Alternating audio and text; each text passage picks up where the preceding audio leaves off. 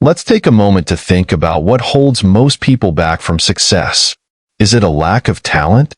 A lack of opportunities? Or could it be something deeper? Something we tell ourselves? Here's something you might not know. David Goggins, one of the toughest and most inspiring individuals on the planet, wasn't born with extraordinary talent.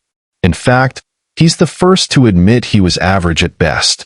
So, how did he go from average to extraordinary? The answer lies in what he calls relentless discipline and an uncompromising work ethic. In this chapter, you'll discover why natural ability is overrated, how to redefine what you believe you're capable of, and why anyone, even those without talent, can achieve greatness. If you've ever felt like you weren't enough, or believed success was reserved for the naturally gifted, stick around. The insights from Chapter 8 will change the way you see yourself and your potential forever. Ready to find out how effort beats talent every time? Let's dive in. Welcome to Book Summary, where you can unlock the power of books in minutes, not months. Get the key insights, chapter by chapter, and start learning smarter, not harder. Let's begin. What if I told you that talent, the thing most people obsess over, isn't the secret ingredient to success? In Chapter 8 of Can't Hurt Me, David Goggins dismantles the myth that extraordinary talent is the key to greatness. He argues that talent may give you a head start, but it's discipline, effort, and mental toughness that take you to the finish line. For Goggins, the real battlefield isn't talent. It's mastering your mind and outworking everyone else. From the beginning of this chapter, Goggins takes us into his world, a place where talent didn't matter because he simply didn't have it. Whether it was his grueling SEAL training, ultramarathon running, or even his academic struggles, he faced challenges head-on without relying on any natural gifts. Instead, he used what he calls a grind mentality to succeed. "I wasn't talented," he says. "I just never gave up." One powerful example from the book is when Goggins entered his first ultramarathon, the San Diego One Day, which required participants to run 100 miles in 24 hours. Most runners who attempt this type of feat have years of training under their belt, coupled with the right body type and natural endurance. Goggins? He walked in with barely any preparation and an overweight frame. Yet, armed with nothing but sheer willpower and a refusal to quit, he finished. His feet were shattered, his body broken, but he proved to himself that talent had little to do with grit. The lesson here is striking. Goggins demonstrates that when you strip away the need for external validation and ignore the societal obsession with innate ability, you start to see what's really possible. The San Diego race wasn't about proving himself to others. It was about pushing his own limits. He wanted to show that even without the perfect tools or skills, with the right mindset, you can achieve what seems impossible. A recurring theme in this chapter is the cookie jar technique, one of Goggins' most powerful mental tools. The idea is simple. You reach into your cookie jar of past successes and pull out a memory that reminds you of what you've overcome before. When Goggins felt like quitting during the 100-mile race, he dug deep into his cookie jar, recalling the times he pushed through adversity, whether in SEAL training or surviving a tough childhood. These memories fueled his determination to keep going.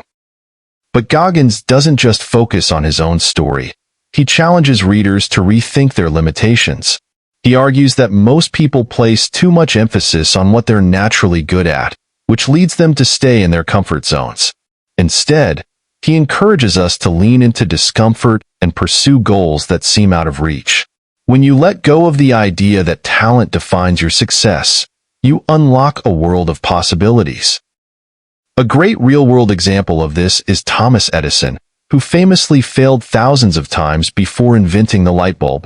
Edison's story isn't about talent, it's about persistence. Goggins mirrors this sentiment, urging readers to stay in the fight and develop what he calls a calloused mind. Just as you build physical calluses to protect your hands, you can create mental calluses to shield yourself from self-doubt and setbacks. In today's world, where we're bombarded by images of instant success and overnight talent, Goggins' philosophy is a breath of fresh air. He emphasizes that success is often ugly, messy, and the result of relentless work. Social media might make it look effortless, but behind every achievement is someone who refused to quit. One of the most memorable moments in this chapter is when Goggins shares a story from his days in the Navy SEALs. During a grueling training exercise, he was paired with a teammate who was stronger and faster. Yet, instead of feeling defeated, Goggins used the experience to push harder. He didn't care about winning. He cared about giving his absolute best. This story underscores his belief that competition isn't about beating others. It's about proving to yourself that you're capable of more.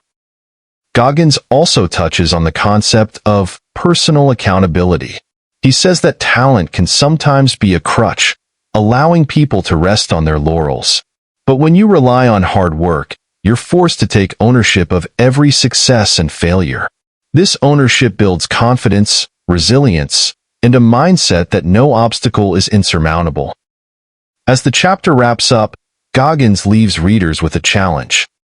Stop worrying about talent and start focusing on effort. He reminds us that the most successful people aren't always the most gifted.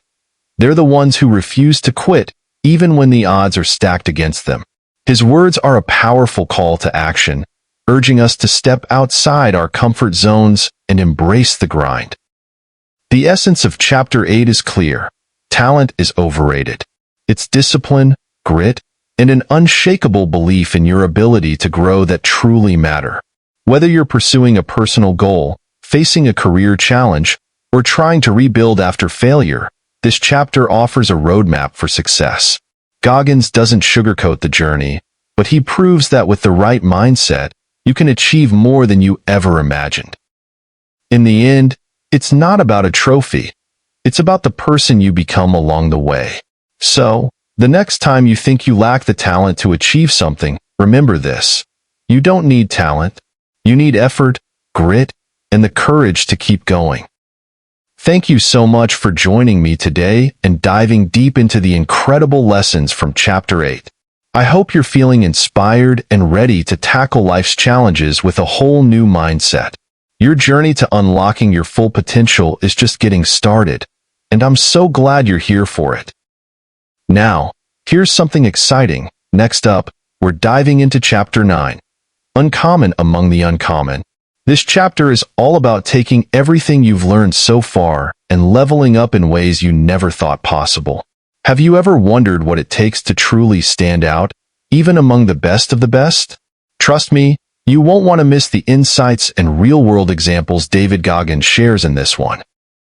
So, hit that like button if today's video resonated with you, share it with someone who needs a little extra motivation, and don't forget to subscribe so you never miss a single chapter breakdown.